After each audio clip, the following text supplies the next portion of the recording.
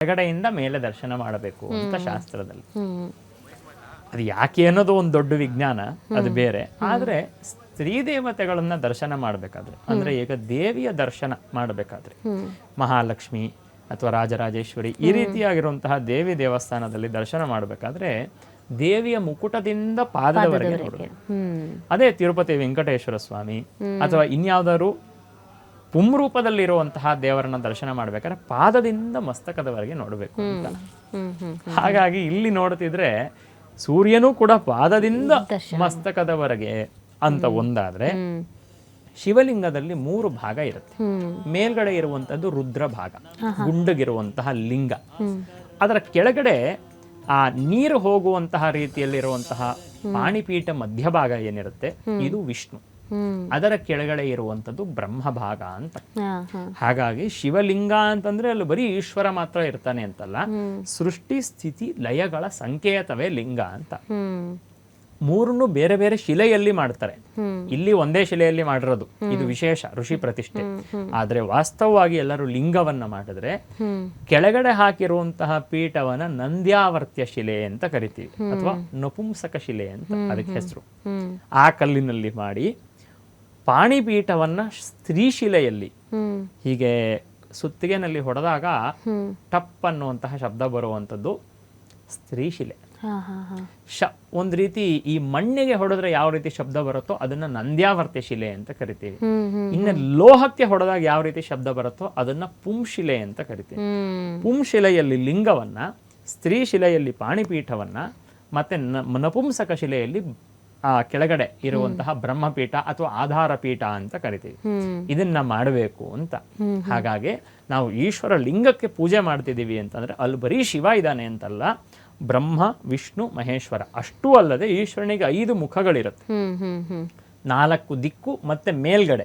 ನಾವು ಯಾವಾಗಲೂ ನೋಡಿ ಈಶ್ವರ ಲಿಂಗಕ್ಕೆ ಮೇಲ್ಗಡೆಯಿಂದ ಪೂಜೆ ಮಾಡ್ತೀವಿ. ಪೂರ್ವದಲ್ಲಿ ಇರುವಂತಹ ಮುಖಕ್ಕೆ ತತ್ಪುರುಷ ಮುಖ ಅಂತ ಹೆಸರು. ಇವಾಗ ನಾವು ಗವಿಗಂಗಾಧರೇಶ್ವರ ದೇವರು ಬಂದು ತತ್ಪುರುಷ ಮುಖದಲ್ಲಿ ಇರುವಂತಹ ದೇವರು. ಪಶ್ಚಿಮಕ್ಕೆ ಒಂದು ಮುಖ ಇರುತ್ತೆ. ನೀವು ಈ ನೋಡಿ, ಇವಾಗ ಶಿವಲಿಂಗಕ್ಕೆ ಸ್ಪರ್ಶವಾಯಿತು ಕೆಳಗಡೆ ಭಾಗಕ್ಕೆ. ಮತ್ತೆ ಈ ಲಿಂಗದ ಇನ್ನೊಂದು ವಿಶೇಷ, ನೀವು ಬೆಳಕು ಬಿದ್ದಾಗ ನೋಡ್ಬೋದು, ಅಲ್ಲಿ ಇವಾಗಲೂ ನಿಮಗೆ ಕಾಣಿಸ್ತಿದೆ ಒಂದು ಬಿಳಿ ಬಣ್ಣದ ಒಂದು ರೇಖೆ ಕಾಣಿಸ್ತಿದೆ. ಇದು ಇಡೀ ಲಿಂಗದಲ್ಲಿ ಇದೆ. ನಾನು ಆ ಲಿಂಗದ ಹೊರಗಡೆ ಕೂತ್ಕೊಂಡು ಅರ್ಚಕರು ಪೂಜೆ ಮಾಡಬೇಕಾದ್ರೆ ರುದ್ರವನ್ನ ಹೇಳಿದಿ, ನಾನು ಲಿಂಗವನ್ನ ಸ್ಪಷ್ಟವಾಗಿ ನೋಡಿದೀನಿ, ಹಾಗಾಗಿ ಹೇಳ್ತೇನೆ, ನಿಮಗೂ ಕೂಡ ಕಾಣುತ್ತೆ. ಈ ಬಿಳಿ ರೇಖೆ ಏನ್ ಕಾಣಿಸ್ತಿದೆಯಲ್ಲ, ಇದು ಲಿಂಗದಲ್ಲಿ ಪೂರ್ತಿಯಾಗಿ ಇದೆ. ಆ ಕಲ್ಲಿನಲ್ಲಿರುವಂತಹ ರೇಖೆ. ನೀವು ಯಾವ್ದಾದ್ರು ಈಶ್ವರನ ದೇವಸ್ಥಾನಕ್ಕೆ ಹೋದ್ರೆ ಆ ಶಿವಲಿಂಗದ ಮೇಲೆ ಒಂದ್ ರೀತಿ ಹೀಗೆ ಯೂ ತರ ಹಿಂಗೊಂದು ಮಾರ್ಕ್ ನ ಕೆತ್ತಿರ್ತಾರೆ ಶಿವಲಿಂಗದ ಮೇಲೆ. ಇದಕ್ಕೆ ಬ್ರಹ್ಮಸೂತ್ರ ಅಂತ ಹೆಸರು, ಅಂದ್ರೆ ಯಜ್ಞೋಪವೀತದ ರೀತಿ ಅಂತ. ನೋಡಿ, ನೀವು ಸ್ಪಷ್ಟವಾಗಿ ಅದರಲ್ಲೂ ಕೂಡ ಕಾಣಿಸ್ತಿದೆ, ಶಿವನಿಗೆ ಯಜ್ಞೋಪವೀತ ಹಾಕದಂತಹ ರೀತಿಯಲ್ಲಿ, ಅಂದ್ರೆ ಮಾಡಿರೋದಲ್ಲ, ನ್ಯಾಚುರಲ್ ಆಗಿ ಆ ಶಿಲೆಯಲ್ಲಿ ಆ ಋಷಿಗಳು ಪೂಜೆ ಮಾಡಿರುವಂತಹ ದೇವರಲ್ಲೇ ಇರುವಂತಹ ಬ್ರಹ್ಮಸೂತ್ರದ ರೀತಿಯಲ್ಲಿ ಆ ಶಿವಲಿಂಗದ ಮೇಲೆ ಬಿಳಿದಾಗಿರುವಂತಹ ರೇಖೆ ಹೀಗಿದೆ. ಅದು ಲಿಂಗದ ಮೇಲೂ ಇದೆ, ಬರೀ ಪಾಣಿಪೀಠದ ಮೇಲೆ ಇವಾಗ ಕಾಣಿಸ್ತಿದೆ. ಲಿಂಗಕ್ಕೆ ಬೆಳಕು ಬಂದಾಗ ನಿಮಗೆ ಇನ್ನೂ ಸ್ಪಷ್ಟವಾಗಿ ಕಾಣುತ್ತೆ. ಬ್ರಹ್ಮಸೂತ್ರ ಇರುವಂತಹ ಲಿಂಗವನ್ನ ದರ್ಶನ ಮಾಡಿದ್ರೆ, ಅಂದ್ರೆ ಬೇರೆ ಕಡೆ ಎಲ್ಲ ಬ್ರಹ್ಮಸೂತ್ರವನ್ನ ಬರೆದಿರ್ತಾರೆ, ಅಂದ್ರೆ ಕೆತ್ತಿ ಬ್ರಹ್ಮಸೂತ್ರವನ್ನ ಹಾಕಿರ್ತಾರೆ. ಆ ತರ ಬ್ರಹ್ಮಸೂತ್ರ ಇರುವಂತಹ ಲಿಂಗವನ್ನ ದರ್ಶನ ಮಾಡಿದ್ರೆ ಕೋಟಿ ಲಿಂಗವನ್ನ ದರ್ಶನ ಮಾಡದಂತಹ ಫಲ ಅಂತ ನಮಗೆ ಶಿವಪುರಾಣದಲ್ಲಿ ತಿಳಿಸ್ಕೊಳ್ತಾರೆ. ಆ ರೀತಿ ದೇವರೇ ಬ್ರಹ್ಮಸೂತ್ರ. ರುದ್ರ ಮಂತ್ರದಲ್ಲಿ ಒಂದ್ ಕಡೆ ಬರುತ್ತೆ, ಹರಿಕೇಶಾಯೋಪವೀತಿನೇ ಪುಷ್ಟಾನಾಂ ಪತಯೇ ನಮಃ. ಹರಿಕೇಶಾಯ, ಕಪ್ಪಗಿರುವಂತಹ ಕೂದಲು, ಅದರ ಜೊತೆಗೆ ಉಪವೀತಿನೇ, ಆ ಉಪವೀತವನ್ನ ನೀನ್ ಯಾವ ರೀತಿ ಹಾಕೊಂಡಿದ್ಯಾ. ಉಪವೀತ ಅಂತಂದ್ರೆ ಏನರ್ಥ ಅಂತಂದ್ರೆ, ಉಪವೀತಕ್ಕೆ ತುಂಬಾ ವಿಶೇಷವಾಗಿರುವಂತಹ ಅರ್ಥಗಳಿದೆ. ಆದ್ರೆ ಇಲ್ಲಿ ಯಜ್ಞೋಪವೀತ ಅನ್ನುವಂತಹ ಕಲ್ಪನೆ. ಮತ್ತೆ ಯಜ್ಞೋಪವೀತ ಅನ್ನೋ ತರದ್ದು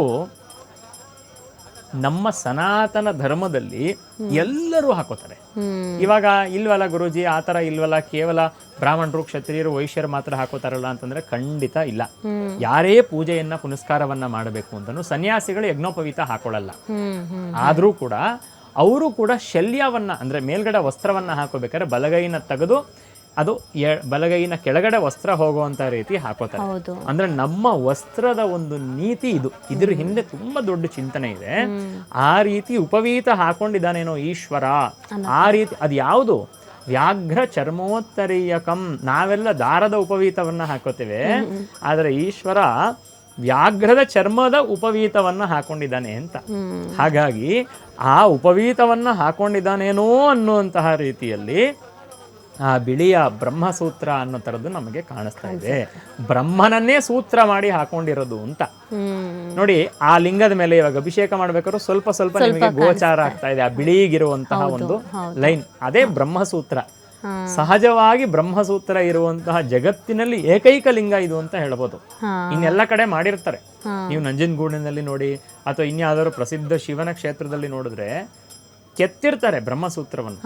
ಇಲ್ಲಿ ನೋಡಿ